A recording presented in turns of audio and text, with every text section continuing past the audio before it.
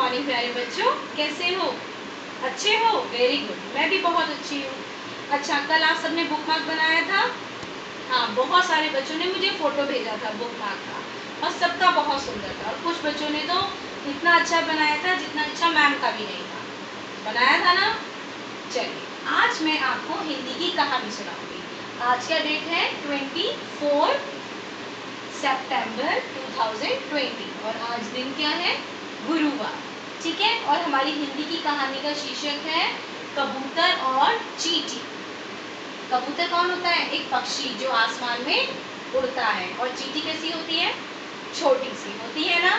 चलो, इसकी मैं आपको कहानी शुरू करती हूँ। चलिए, लेट्स स्टार्ट। एक समय की बात है, एक जंगल था, उसमें एक चींटी भी थी। छोटी होती है ना चींटी, वो चींटी क्या कर रही थी? पेड़ पे चढ़ने की कोशिश कर रही थी। देख रहे हो इस चित्र में?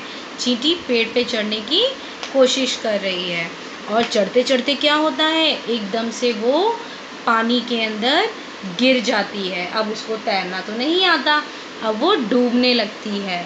और जब डूबती है तो वो चिल्लाती है, मुझे बचाओ। और वो बहुत कोशिश करती है बाहर निकलने की, लेकिन वो निकल नहीं पाती।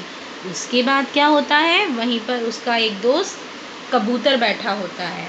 वो कबूतर देखता है चींटी तो पानी में डूब रही है, अब वो उसकी मदद कैसे करेगा? अगर वो उसकी चोंच से पकड़ेगा तो चींटी मर जाएगी। तो फिर वो क्या करता है? वो एक कबूतर पत्ता तोड़ता है। ठीक है, पेड़ का पत्ता तोड़ता है और उसको पानी में फेंक देता है। ये देखो, पानी के अंदर पत्ता पड़ा हुआ है ना, पानी के अंदर पत्ता फेंक देता है। और चींटी क्या करती है? चींटी धीरे धीरे धीरे धीरे इस पत्ते के ऊपर चढ़ने की कोशिश करने लगती है। तैरते तैरते पत्ते के पास आती है और उसके ऊपर चढ़ने की कोशिश करती है। फिर ये देखो, चींटी पत्ते के ऊपर चढ़ गई। अब पत्ता क्या था? पत्ता तो पानी में तैर रहा था। पत्ता तैरते तैरते उसको नदी के किनारे ले आता है।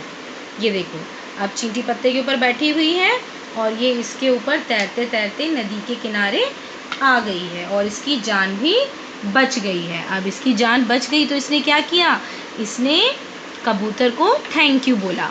फिर एक दिन क्या हुआ? ये देखो, कबूतर पेड़ के ऊपर बैठा हुआ था। दिख रहा है बैठा हुआ? और ये कबूतर जब बैठा था तो उसी समय वहाँ पर एक शिकारी आ गया और वो शिकारी धनुष बाण से कबूतर को मारने लगा। और जब शिकारी कबूतर को मार रहा था उसी समय वहाँ चींटी आ गई। चींटी ने देखा, अरे शिकारी तो कबूतर को मार रहा है। तो चींटी क्या करती है? फटाफट से जाके उस शिकारी के पैर में काट लेती है। ये देखो, काट रही है ना। उसके पैर में काटने से क्या होता है?